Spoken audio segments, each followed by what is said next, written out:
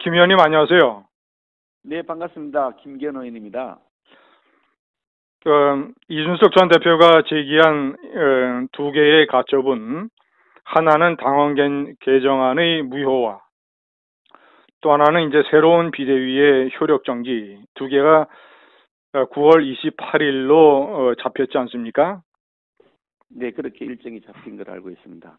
예, 어저께 1차 심리는 했습니다만은 2차 심리까지 이제 그렇게 됐는데, 자, 그렇다면 새로운 비대위가 최소한 2주 정도를 활동을 한 후에 잡히게 되는데, 그렇다면 이런 관측이 있습니다. 집권 여당의 비대위가 2주 정도 활동을 하면 상당 부분 어떤 당의 안정화가 진행이 될 수 있고, 그런 상태에서 법원이 또다시 과도하게 정당에 개입을 해서 가처분을 인용하는 것은 상당히 부담스럽지 않겠는가? 이런 관측에 대해서 어떻게 생각하십니까? 법원이 사실 어떻게 판단하는지 여부는 법원의 권한이긴 합니다만, 제가 저도 판사 출신인 사람인데요. 법률가 시각에서 본다 그러면 1차 가처분 결정, 그것은 터무니없는 일이었다. 판사가 할 수 있는 역할이나 권한의 범위를 완전히 벗어난 것이었다는 확신을 저는 가지고 있습니다. 정당이 어떤 상태에서 비상 상황인지 아닌지, 그 당이 처한 위기 상황이 얼마나 심각한 것인지 하는 것은 그 정당이 판단하는 것이지, 우리 당이 위기 상황인지 아닌지를 판사가 판단한다. 그거 황당하기 짝이 없는 거 아니겠습니까? 제가 그런 예를 한번 들었습니다만, 환자가 온몸이 아프고 진동이 나고 열이 나고 이래서는 큰일 나겠다 싶어서 그 환자가 의사한테 찾아가야 되겠다고 했더니 판사가 도중에 끼어들어가지고, 당신은 안 아픈 거야. 안 아파야 돼. 그러니까 아프다고 얘기하지 마. 의사한테 가지 마. 라고 판사가 결정한다 그러면 황당하지 않습니까? 우리 당이 지금 이렇게 지금 여러 가지 내분 때문에도 시끄럽고 또 지지율도 떨어지고 해서 굉장히 곤혹스러운 상황이고, 이 비상 상황을 극복하기 위해서 당의 지도 체제를 개편해야 된다라고 하는 결정을 한 것인데, 그것도 의원총회에서 다 오케이 됐고 우리가 전국위원회, 상임전국위원회 다 통과돼서 절차를 마친 것인데, 판사가 중간에 끼어들어서 당신 당은 안 아픈 거야. 안 아파야 돼. 알겠지? 라고 선언했다는 게 황당하기 짝이 없는 거죠. 예, 그렇죠. 김 의원님, 그래서 그래서, 지난번에, 예, 그래서 저희들이 판사가 끼어들게 된 근거가 당헌 당규가 조금 불투명하다. 그러니까 자기가 그 불투명한 당헌 당규를 임의로 자기 자의적으로 해석을 해서 그 어떤 결정을 했다고 보기 때문에, 조금 불투명하다고 보여서 해석의 여지가 보이는 당헌 당규를 명확하게 규정을 했습니다. 그래서 이에 대해서 그 당헌 당규에 따라서 절차를 진행한 것인데, 그 당헌 당규에 따라서 진행한 것까지도 판사가 만약에 개입한다 그러면 판사가 거의 조물주 수준이죠. 법을 제가, 예, 해석하는 해석자가 아니라 법을 창조하는 조물주 수준이 되는 거죠. 김 의원님, 그래서 제가, 김진 TV에서 1차 가처분에 대해서, 이 판사는 어떤 정치적인 편향성을 가지고 있는 정치 판사다라고 규정을 했습니다. 상당히 어떤, 방금 조금 전에 말씀하신 대로, 과도한 정치 개입, 자, 이런 것인데, 그렇기 때문에 이제 굉장히 이 앞으로의 가처분에 대해서도 우려가 많은 것인데, 당원 개정안을 왜 지금 개정해서 저 과거의 최고위원회에 적용을 하느냐, 왜 소급 적용을 하느냐, 이런 식으로 또 뭔가 문제를 삼고 나올 가능성은 없습니까? 그런 식의 주장을 상대 측에서 했다고 제가 언론 보도를 봤습니다만, 소급 적용하는 것이 아니고요.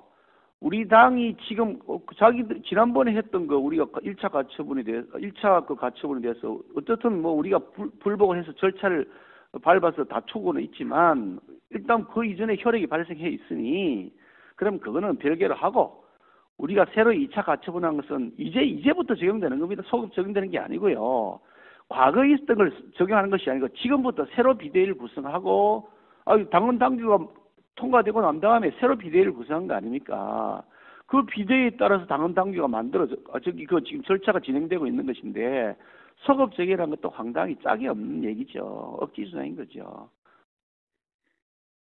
그, 새로운 그러니까 다시 말씀을 조금 드리면, 예, 조금 설명을 좀, 예, 예, 이해하기 예. 어려운 분들이 계실까 설명을 드리면, 이번에 우리가 고친 당헌 당규를 과거 1차 비대위에 적용해서 1차 비대위가 유효하다라고 우리가 선언한 것이 아니라, 예. 1차 비대위는 이미 그 법원에서 하도 그러니 해체를 하고, 다투는 건 다투지만 해체를 하고, 당헌 당규를 새로 만든 다음에 그 당헌 당규에 따라서 2차 비대위를 발족한 것이거든요. 예. 그러니까 소급효가 될 여지가 없는 거죠. 예, 예, 예, 예. 9월 28일 날 그 윤리위가 개최되기로 되어 있습니다. 지난번 의원총회 때 이준석 전 대표에 대해서 추가 징계를 촉구한다라는 결의안을 채택을 했었는데 이렇게 늦게 윤리위가 열리고 그 윤리위가 이제 만약에 제가 이제 그런 주장을 많이 했습니다만 이준석 전 대표가 대국민 기자회견에서 해당 행위를 한 것, 대통령 후보를 개고기에 비유하고 무슨 빠루를 들지도 않았는데 빠루 정당이라고 하고 무슨 부풍팔이 뭐 이 부풍 나발을 불었다고 하고 자 이런 식의 윤리위원회가 왜 이렇게 늦게 열리는 겁니까? 그리고 일종의 직무유기 아닙니까? 저희 당은 사실 윤리가 당 지도부의 지시를 받는 것이 아니라 별도로 그 독립적으로 움직이는 것입니다. 그러니까 윤리위에다가 일정을 잡으라고 지시할 수도 없고 의원총회에서 그렇게 촉구한다 의견을 표명했을 뿐이지 의사결정은 윤리위가 독립적으로 하는 것이고 그 위원 구성도 현역 의원 딱 한 명 들어가 있습니다. 7명인가 뭐 그렇게 아마 구성되어 있을 텐데요. 그중에 딱 한 명이 현역 국회의원이고 나머지 다 그러니까 우리 당 그러니까 국회의원이 아닌 사람들 원외 인사도 심지어 많이 포함되어 있고 전문가들로요. 그런 상태이기 때문에 그 윤리위에 대해서 뭐 이렇게 저렇게 왈가왈부하는 것은 뭐 적절하지는 않다고 보이고요. 특히 이 윤리위원회 위원들 그 선정은 임명을 하는데 임명을 할 때 이준석 전 대표가 대표 시절에 윤리위원장과 위원들 임명한 것이거든요. 그분들이 진행하고 있는 것이어서 거기에 대해서 왜 뭐 빨리 하느냐 늦게 하느냐 뭐 왜 징계 결정 내용이 옳으냐 그러냐 이렇게 그 의원들이 거기서 왈가왈부하는 것은 윤리의 독립성에 저해된 요인이라고 봐서 저희들은 지켜보는 것이 도리다 그렇게 보고 있습니다. 네, 어떻습니까? 이준석 전 대표가 한 발언이라든가 언행을 보면 그 제명에 해당될 만큼의 해당 행위를 한 거 아닌가요? 뭐 글쎄 제가 뭐 이렇게 그 윤리위원회에 뭐라고 의견을 얘기하면 또 개입했다 그러고 심지어 지난번에 법원 판결에 대해서 이 법원 판결이 당연히 기각해야 될 것이다. 1차 가처분 때. 그러기 때문에 법원에다 압력 넣었다고 또 공격을 하고 하기 때문에 제가 뭐라고 얘기하면 또 압력 넣어가지고 만약에 어떤 결과가 나왔다 그러면 그 불리하게 된 입장에서는 또 압력 넣었다고 막 할 거란 말이죠. 그러니까 그것은 지켜보는 것이 나중에 후환을 없앨 수 있는 길이다 그렇게 판단하고 있습니다. 예. 9월 28일 날 이제 그 이후에 이번에는 이제 가처분이 인용되지 않아서 당이 정상화될 것으로 이렇게 생각을 하십니까? 저는 당연히 그래야 될 거라고 생각하고요. 지난번 1차 가처분도 이의신청 그리고 항고 절차를 계속 거쳐 나갈 텐데 저는 상급심에서 이것이 시정될 거라고 확신하고 있습니다. 그게 시정 안 된다면은 판사가 거의 초월적 실의 존재로 군림하는 것이나 다름없다 저는 그렇게 생각하고 있고요.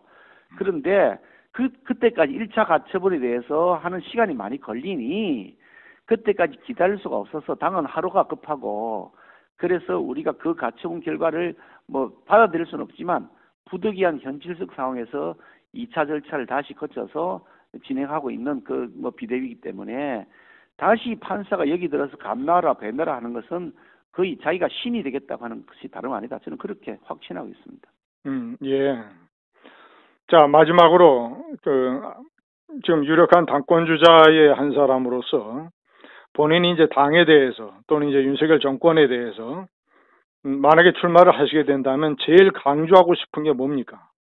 아직 사실은 뭐 저희 당 내부 문제도 정리가 안 되고 지도체제도 아직 정비가 안 돼 있어서 전당대회 시기도 안 정해져 있는 시점이기 때문에 뭐 전당대회 출마 이런 얘기하는 게 조금 시기적으로 적절하지 않긴 합니다만 어떻든 빨리 당을 정상화시키고 지도체제를 안정화시켜야 된다는 차원에서 보면 다음에 우리 세워진 리더십은 당의 정통성을 좀 지켜나갈 수 있어야 된다. 당이 여기저기 뭐 그거 뿌리가 없이 이 바람에 이쪽으로 흔들렸다가 저 파도에 저쪽으로 흔들리고 그런 모습은 이제는 끝내야 된다. 그러니까 당의 뿌리 정통성을 잘 지켜나갈 수 있는 리더십이 꼭 있어야 되고 그래서 보수 정당의 그 가치 보수 정당이 그동안 걸어왔던 찬란한 우리 역사적 업적들 그것을 잘 승계해서 더 발전적으로 개성시켜 나가면서 보수 정당의 가치를 키워나갈 수 있는 그런 리더십이 꼭 필요하다. 저는 그렇게 판단합니다.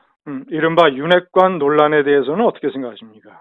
뭐 사실 그 윤핵관 그런데 윤핵관이라는 용어 자체가 조금 그 어색해서 그 용어를 쓰면 뭐 굉장히 부정적으로 보이긴 하는데 어느 대통령이든지 자신의 측근들은 다 있었습니다. 뭐 DJ 시절에도 YS 시절에도 가신이라고 불리는 그룹들이 있었고요. 그분들이 다 현역 의원들도 뭐 대부분이었죠.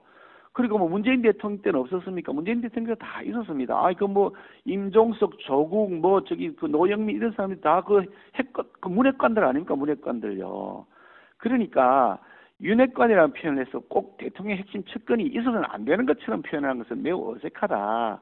누구든지 간에 대통령과 뭐 허심탄회하게 얘기할 수 있는 사람이 있어야죠. 그거 없이 대통령이 그럼 홀로 무인도에서 결정을 하겠습니까? 다만 어떤 사람이든지 간에 대통령 주변인 사람들은 좀 더 객관적으로 그리고 국민의 민심에 부합하도록 대통령이 판단할 수 있도록 그 역할을 잘해야 된다라는 차원에서 접근해야 된다. 그렇게 보고 있습니다. 예, 김 의원님 감사합니다. 네, 고맙습니다.